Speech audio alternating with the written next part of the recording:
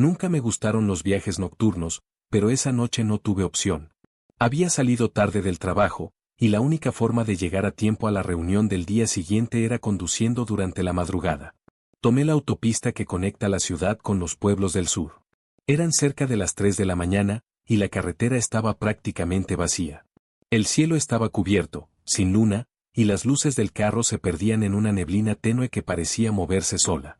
Iba escuchando música baja, con el teléfono conectado al estéreo mientras hablaba con mi amigo Esteban, que me hacía compañía desde su casa. ¿Sigues despierto?, le pregunté. Sí, aquí ando. No te duermas, hermano.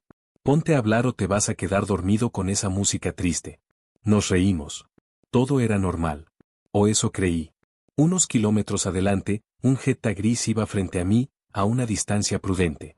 Lo seguí con la mirada un buen rato. Era el único vehículo que se veía en kilómetros.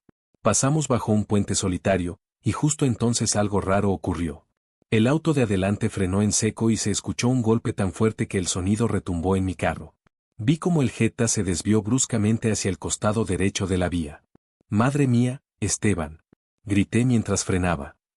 Creo que atropelló a alguien. Puse las luces intermitentes y me orillé a unos metros. Mi primera reacción fue pensar en una persona. La hora, el lugar, la violencia del impacto, todo apuntaba a un accidente grave.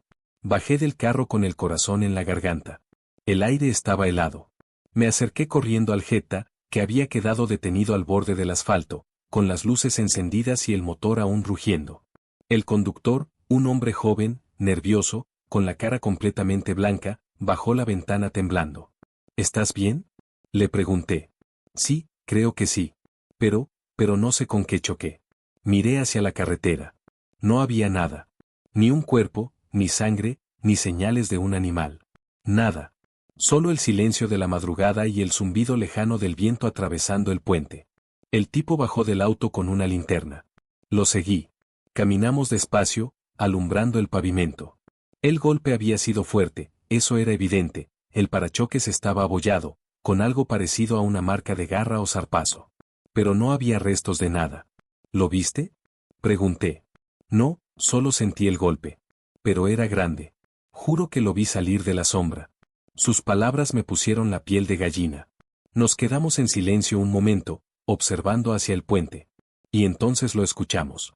Un quejido. Largo. Profundo. Como si viniera del otro lado de la carretera. Giramos las linternas al mismo tiempo, pero la luz solo iluminó el vacío. El sonido se desvaneció tan rápido como había aparecido. El chico del Jetta respiraba entrecortado. No quiero quedarme aquí, dijo finalmente. Tranquilo, acompáñame a la gasolinera más cercana. Avisamos y venimos con ayuda. Subimos a los carros. Lo seguí por precaución. La estación no estaba lejos, unos 5 kilómetros más adelante. Pero en el camino sentí algo extraño. El ambiente se volvió más pesado, como si la neblina se hiciera espesa a propósito, cubriendo todo. Y entonces vi algo. Por el retrovisor, me pareció distinguir una sombra corriendo junto a la carretera, a la misma velocidad que los autos. No podía ser real. Parpadeé, y ya no estaba. Llegamos a la gasolinera. Eran casi las 4 de la mañana. Los empleados, 2 hombres mayores, con cara de sueño, nos miraron sorprendidos. El chico del Jetta les contó lo sucedido, y uno de ellos, sin inmutarse, dijo algo que me dejó helado. «Ah, ¿debajo del puente? No se preocupe, joven. Si solo vio una sombra, no pasa nada. Aquí siempre pasa eso». El otro hombre asintió. «Desde hace años. No se acerquen a esa zona de noche». El conductor del Jetta y yo nos miramos sin entender. «¿Cómo que siempre pasa?», pregunté. «Accidentes, golpes contra la nada, gente que dice ver figuras en la carretera. Algunos ven perros enormes, otros dicen que es una mujer. Nadie sabe. Pero los que se detienen ahí», bajó la voz, «no todos regresan». El silencio nos envolvió. No sabíamos si creérselos o pensar que era una historia para asustar viajeros. Pero el chico estaba pálido, casi sin voz. Le aconsejaron quedarse hasta que amaneciera, y así hicimos. Nos sentamos en una de las mesas de la cafetería, intentando racionalizar lo ocurrido. «Tal vez era un animal grande», dije. «¿Y las marcas?», respondió él. «No eran de animal. Eran como dedos». No supe qué contestar.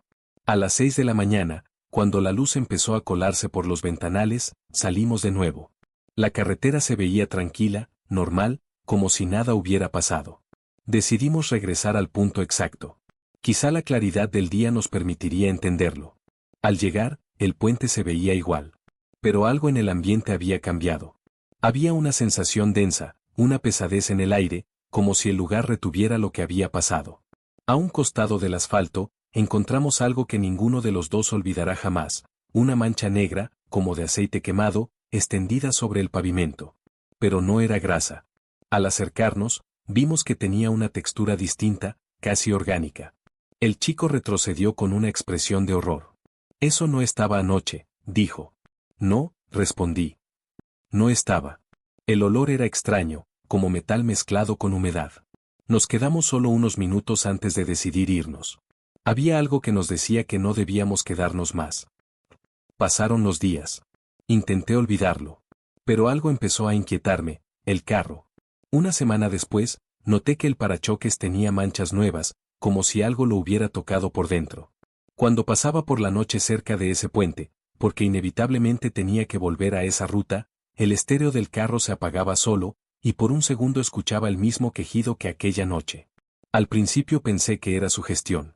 Pero una madrugada, mientras conducía de nuevo por la misma carretera, mi teléfono, conectado al estéreo, se activó solo. Y de repente, escuché la voz de Esteban. «¿Otra vez por ahí, Diego?» Me reí, aliviado. Sí, tenía que pasar.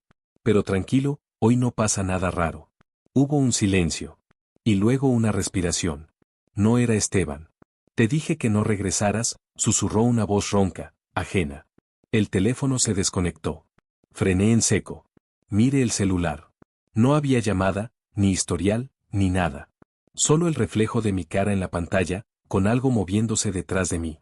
Giré. Nada. Encendí el carro con las manos temblorosas y aceleré hasta llegar a la primera gasolinera abierta. No volví a pasar por ese tramo jamás. Tiempo después, conté lo ocurrido a un policía de tránsito que patrullaba la zona. Me miró serio y me dijo: «Usted tuvo suerte. Hace un mes encontramos otro auto justo ahí. Igual que el suyo. Sin conductor. Desde entonces, cada vez que alguien me dice que maneja de noche por esa carretera, les repito lo mismo. Si ves una sombra en medio del camino, no frenes. No mires atrás. Y, sobre todo, no escuches si te llama por tu nombre.